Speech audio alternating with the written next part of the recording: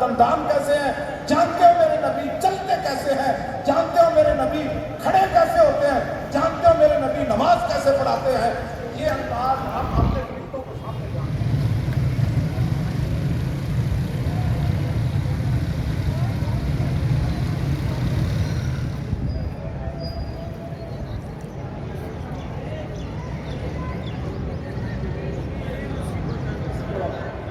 जिन्हें जिन्हें होली मनाई समझी ने बड़ा सिंधा रहना सारे जिन्हों नाम बन के ना लाहौर गंडा बाकर पाटर ने गंडा सिंह पाटर से असं लै जाना अपने बंदे लै जाओ।